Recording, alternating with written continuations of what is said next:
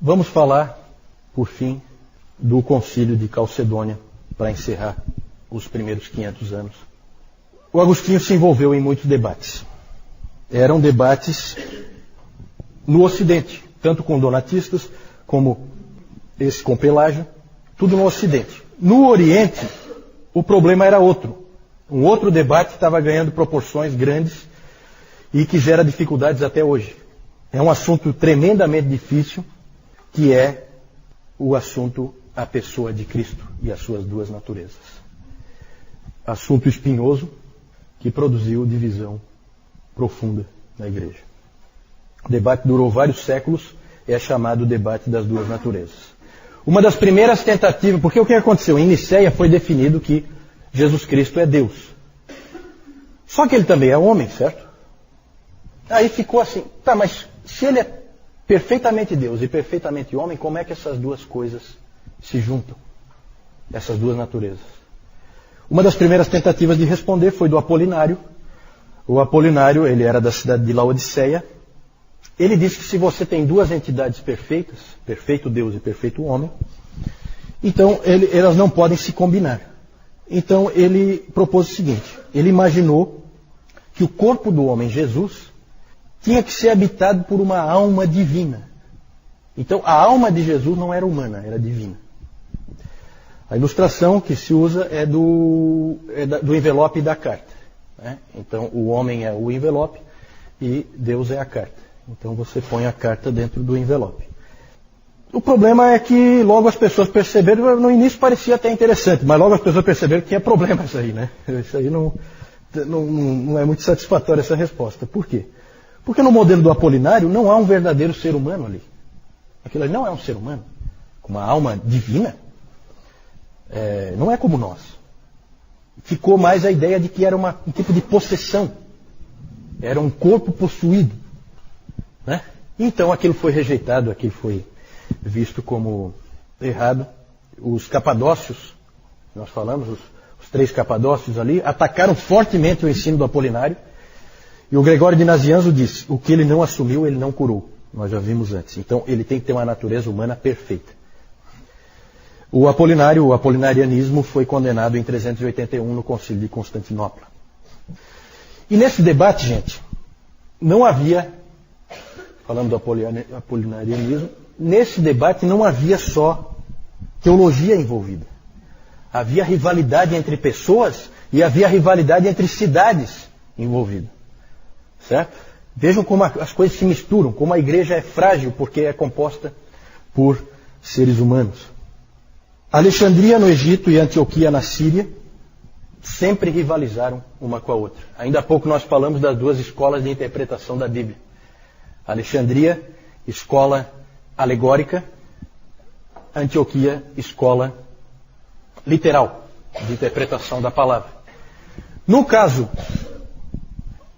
da pessoa de Cristo, a ênfase de Alexandria era na divindade de Cristo. E a ênfase de Antioquia era na humanidade de Cristo.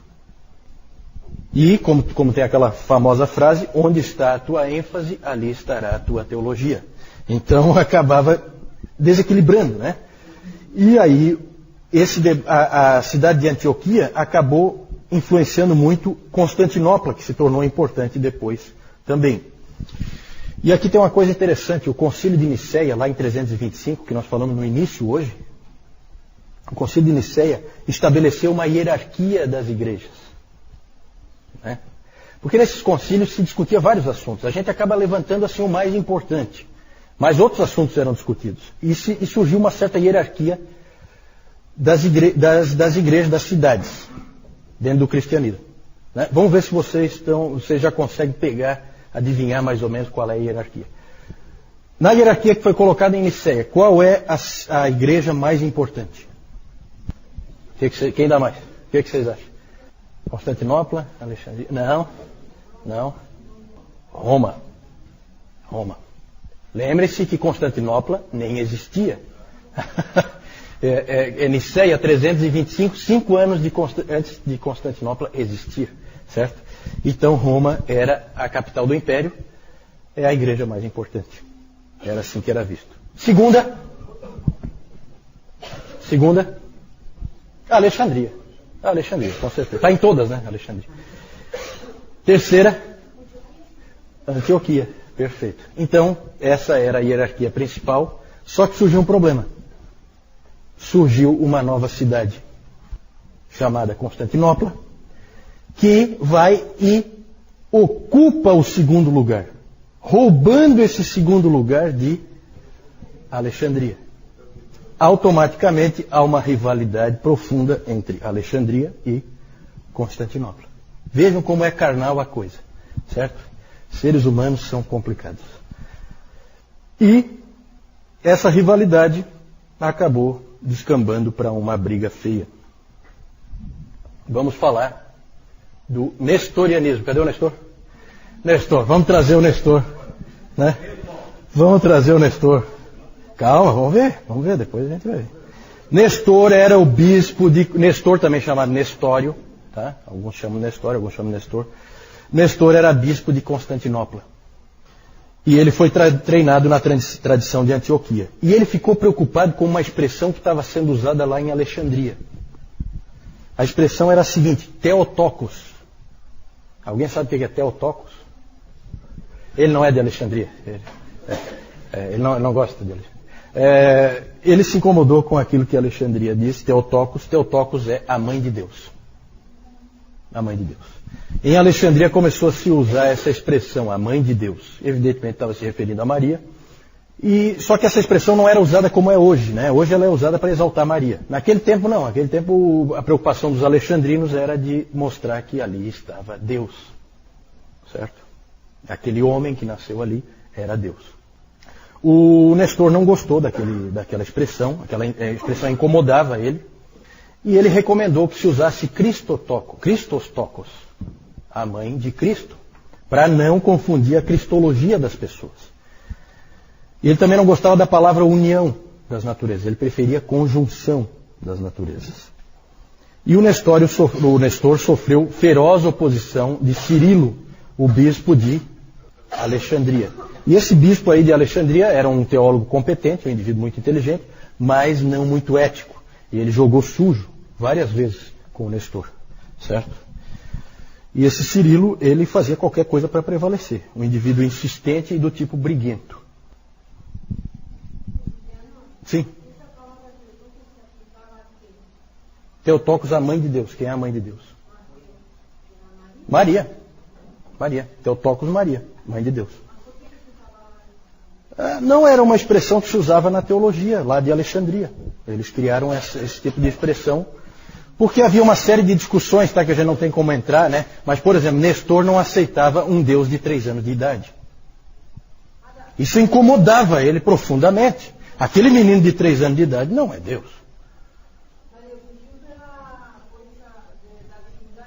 Isso, sem dúvida, está ligado a isso, né? Hoje em dia é usado mais para exaltar Maria, já dentro do pensamento de que Maria é quase superior ao próprio Deus, né? Mas isso aí não era assim naquela época ainda, certo? O Concílio de Éfeso, em 431, que é o terceiro concílio ecumênico, condenou o nestorianismo. O nestorianismo, ele dizia que ele tinha 2 naturezas, que Cristo tinha 2 naturezas, postas em conjunto, mas que eram totalmente independentes, certo? A ilustração que se usa é da água e do óleo. Você põe junto, mas elas não se misturam. E o Concílio de Éfeso condenou o nestorianismo e condenou o Nestor. Nestor foi exilado, inclusive, como herege, certo? O Concílio de Éfeso afirmou que Jesus é uma pessoa e não 2. Só que esse concílio, gente, ele foi um tipo de farsa.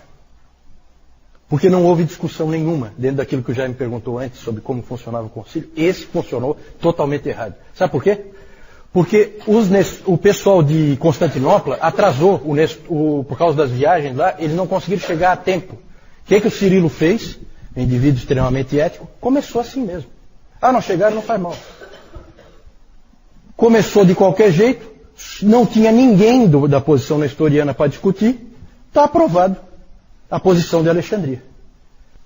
Tá certo? Olha como é que são as manipulações, os jogos políticos que sempre existiram dentro da igreja. Esse aí é um exemplo daqueles lamentáveis, né? Cirilo jogou sujo aí. Hoje os historiadores acham que o Nestor foi injustiçado, né? Mas mais ou menos, tá, gente? Porque na verdade, ele falou algumas coisas que não ajudaram nem um pouco. No calor da discussão, ele falou coisas desse tipo, que ele não aceitava um Deus de 3 anos de idade. Isso aí complica. Se você não disser que Jesus Cristo é Deus com 3 anos de idade, então ele vai se tornar Deus em algum momento depois. E então isso começa a complicar, certo? Então, há uma certa divisão se o Nestor é um herege do bem ou um herege do mal, né?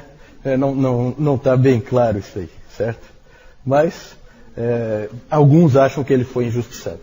De qualquer maneira, ele é considerado um herege da igreja. Só que, vejam bem, herege na igreja católica. Por quê? Porque esse episódio do nestorianismo gerou profunda divisão na igreja.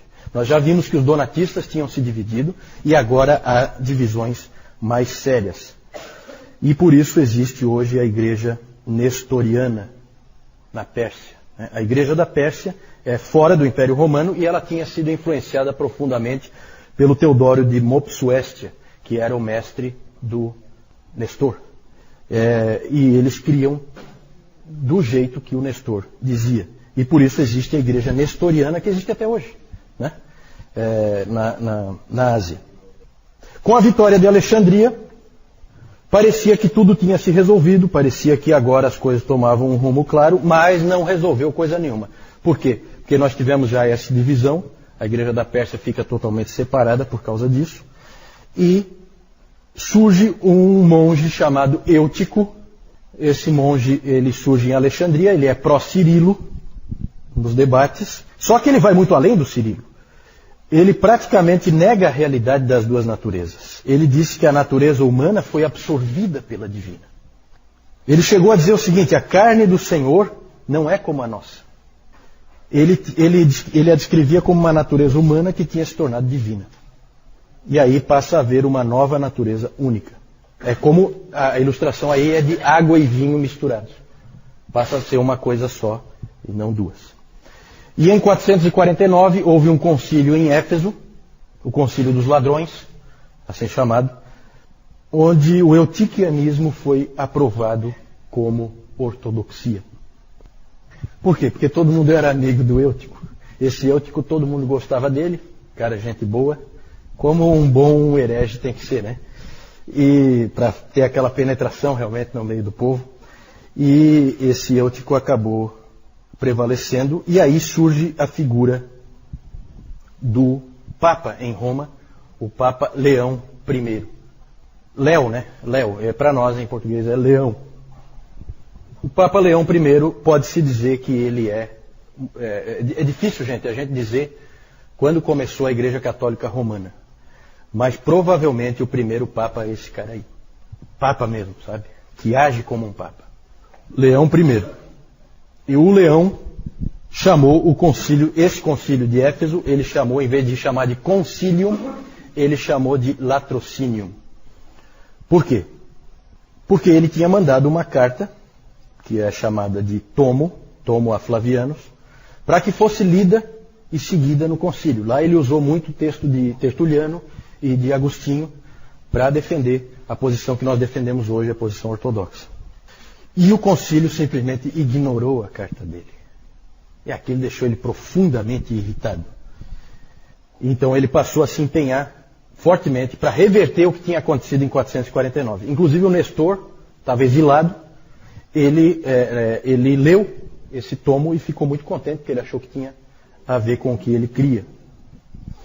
O resultado do esforço do Leão, o Leão chamou esse concílio de Éfeso de um covil de ladrões. A coisa pegou fogo mesmo. E o resultado do esforço do Leão foi a convocação em 451 do concílio de Calcedônia.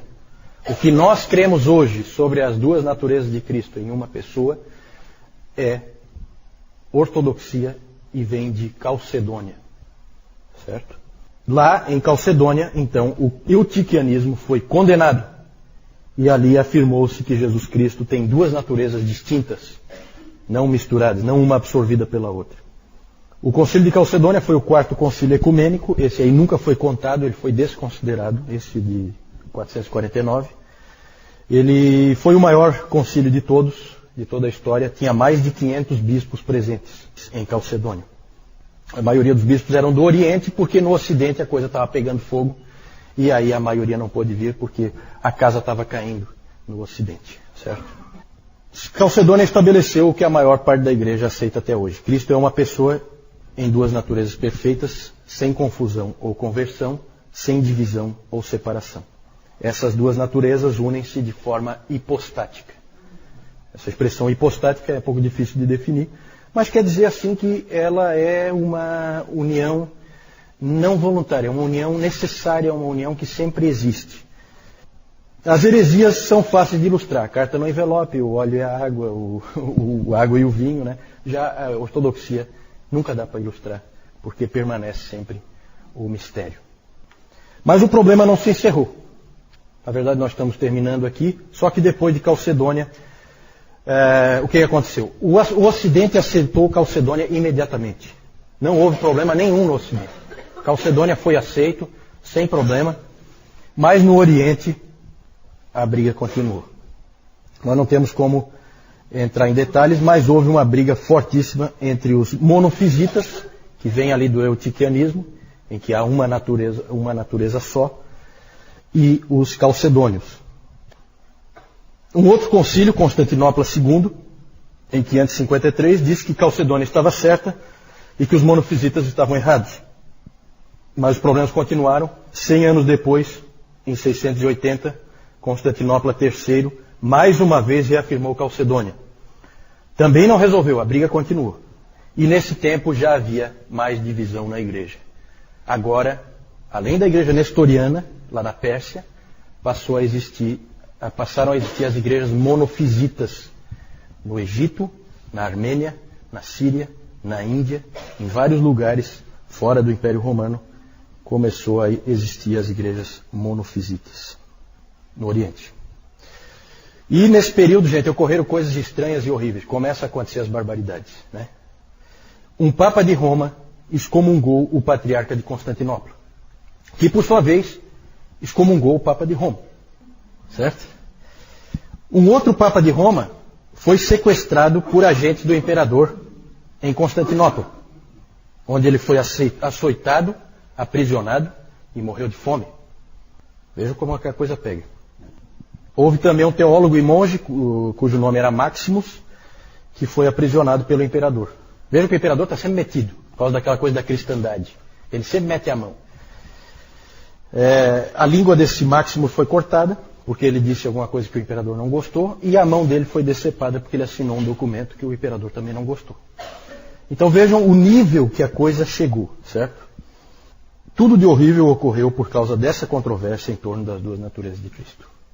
Quando a poeira baixou, havia igrejas monofisitas separadas no Egito, na Síria, na Armênia, na Etiópia e na Índia. Essas igrejas monofisitas ainda existem. Lá no Egito você tem a igreja copta, certo? A sede é em Alexandria, não tem nada a ver com Roma, certo? E ela é uma igreja independente. Então já temos nessa época 4 igrejas, talvez 5 igrejas, porque os donatistas vão desaparecer, né, com os muçulmanos.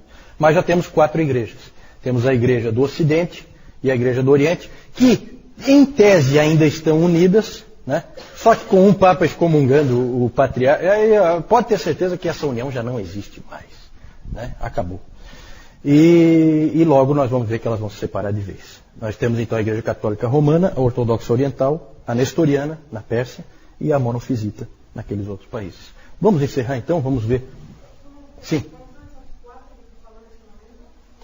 A Católica Romana, a Ortodoxa Oriental, a Nestoriana, na Pérsia, e as várias monofisitas. Certo? Aí o Cirilo, bispo de Alexandria, que jogou bem sujo. Aí o nestorianismo, alguns exemplos aí, né, da igreja nestoriana, que é uma igreja diferente, né? Aqui tem uma estátua do Nestor, porque para nós ele é herege, para eles não. Para eles ele é reverenciado, certo? Vejam como a coisa é diferente. Então, Lá um bispo nestoriano, certo? Uma freira nestoriana. E aqui um casamento nestoriano. Bem interessante aí. Aqui o Leão I, talvez o primeiro Papa, pelas posturas que ele assumiu. Ele, inclusive, ele foi muito respeitado como autoridade. Quando vocês veem lá, às vezes, o Bento XVI indo lá falar para acabar com a guerra, para parar, não sei o quê, lembra um pouco o que o Leão fez, né? Por quê? Porque o Átila, o Uno, o flagelo de Deus, vocês talvez já estudaram sobre esse bárbaro, ele e as suas tropas estavam destruindo a Itália completamente, varrendo do mapa, certo? Saqueavam tudo, violentavam todas as pessoas, e o Leão foi negociar com o Átila para ele não entrar em Roma. Então ele ficou muito reverenciado pelos romanos por causa dessa posição dele, né? O catolicismo romano inventa um monte de história, que aqui atrás do leão apareceu um homem forte com uma espada no céu, e aí os homens do Átila ficaram com medo e tal, né? O que os historiadores creem é que ele levou uma graninha ali para largar por fora. Aí é bem mais realista, né? Bem mais realista. É isso que os historiadores acham que na verdade aconteceu. Aqui eu quero mostrar para vocês, já que aqui nós vamos encerrar os primeiros 500 anos. Gente, já passou do nosso horário, quem tiver que pegar ônibus, coisa desse tipo, ou tiver que sair, tá? Não tem problema, eu só quero encerrar realmente essa parte, tá? Aqui nós vemos as invasões dos bárbaros. Eu não vou gastar tempo com isso, só quero mostrar para vocês, certo? Nessa época, no quinto século, começa a haver invasão de bárbaros para tudo que é lado. Aqui os vândalos saem daqui, ó, e eles vão passando por tudo aqui, e eles passam pelo Estreito de Gibraltar. Por isso que a Espanha acabou... Depois nós vamos falar sobre isso, né? Por que a Espanha acabou tendo um povo diferente do resto da Europa, né? Por causa da facilidade dos muçulmanos de entrarem por ali, no Estreito de Gibraltar, né? Então isso tudo tem um motivo histórico. Aí os vândalos entraram ali e depois eles vieram para cá, e aqui, ó, eles atacaram Cartago em 430, que foi o ano em que o Agostinho morreu, né? Ele não chegou a ver Hipona ser saqueado. Deus preservou ele disso. Mas aqui teve ataques de todo tipo. Os ostrogodos entraram aqui. Em 410, os ostrogodos, os visigodos depois se estabeleceram ali na Espanha, né? Os burgúndios se estabeleceram na França, os francos na França, os bretões na França. Isso aí depois a gente pode dar uma olhadinha com mais calma. Em 410, Alarico invadiu Roma e detonou com Roma. Alarico era visigodo. Isso aí são tudo povos germânicos, tá, gente? Esses povos todos, eles entraram e invadiram realmente Roma e saquearam tudo. Foi uma coisa desastrosa. Aqui então, quando Roma foi saqueada em 410, aqui em 455 os vândalos saquearam também. Então o Papa Leão impediu o Átila, o Uno, de entrar em Roma, só que depois, 4 anos depois, os vândalos entraram e fizeram a festa em Roma, tá? Depois de 410, gente, já todos os imperadores romanos do Ocidente, eles são fantoches nas mãos de generais germânicos, certo? E em 476, o Rômulo Augusto foi o último imperador romano do Ocidente. Ele foi deposto definitivamente por Odoacro. E o interessante é que o Odoacro era um general romano, porque nessa época os bárbaros já tinham tomado o exército completamente e eles queriam ser romanos, né? Nunca pensem que os bárbaros invadiram Roma para destruir Roma, eles invadiram Roma para ser romano. Eles tinham gosto por aquela vida dos romanos, a civilização, eles queriam usufruir daquilo também. Então eles entravam e saqueavam primeiro e depois assumiam ali as casas e coisas e moravam ali. Esse Odoacro era um dos generais do Rômulo Augusto, que era um mero fantoche, né? E esse ano é importante, 476, para quem estudou história, é o ano da queda do Império Romano do Ocidente, que marca o fim da Idade Antiga e o início da Idade Média, certo? Não é isso que diz a história? Na verdade, Roma já tinha caído aos poucos, muito antes disso, durante todo o quinto século, certo? Só mostrar para vocês rapidamente, para encerrar aqui, onde é que depois, isso aqui depois na Idade Média vai influir, tá? Já não temos mais romanos. O que nós temos agora são povos bárbaros que ocuparam todo o Império Romano do Ocidente. Os romanos estão aqui, ó, no que é chamado de Império. Como é o outro nome do Império Romano do Oriente? Quem sabe? Império Bizantino.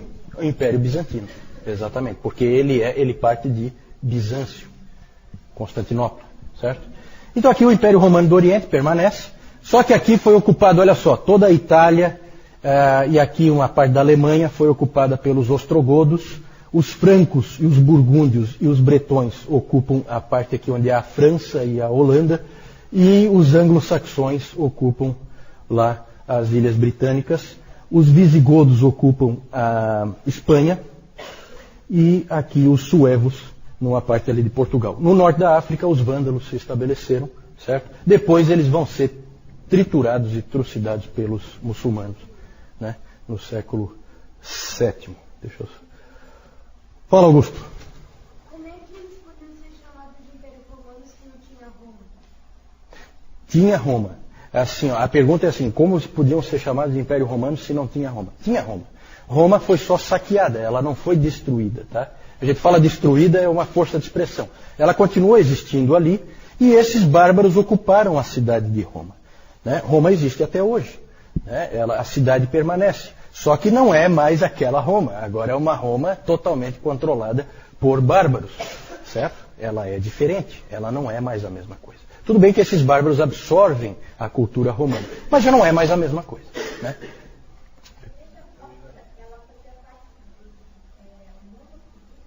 Isso, a pergunta da Jussara é sobre a igreja copta. A igreja copta é uma igreja monofisita. Eles fazem o sinal da cruz com um dedo só, né? Essas igrejas monofisitas, elas fazem o sinal da cruz com um dedo só, para deixar bem claro que é uma natureza. Tem esses detalhes assim. A coisa é feia, sabe, gente? Então, quando a Igreja Católica Romana acusa os protestantes de divisão e coisa, é uma piada, né? É uma piada. Só pode ser piada. Quem conhece a história sabe que isso aí é uma brincadeira de mau gosto, né? Não é. Na verdade, divisões ocorreram sempre. E pelos motivos mais diversos. Por motivos teológicos, por motivos de prática eclesiástica, como nós vimos dos donatistas, certo? Política eclesiástica, recebe ou não recebe de volta. Dividiu a igreja. Então, divisões sempre aconteceram, certo? Infelizmente. E como, para encerrar, lembrando como o que o Lloyd Jones disse naquela primeira frase que nós vimos, não há nada que denigra mais a glória de Deus do que a história da sua igreja. Infelizmente. E realmente é o que a gente vê, né? Mas, é como o Newton diz, é a história do nosso povo. Hoje de manhã eu estava comentando com o Francisco e com o Lennon, eu acho, né? Que é como um judeu, um Pedro ou um Paulo que pegava o livro de Juízes e também não tem muito do que se orgulhar do que vê ali. Certo? Mas é o povo de Deus e a história é registrada como ela foi. Certo? Vamos aprender com os erros e aprender com os acertos.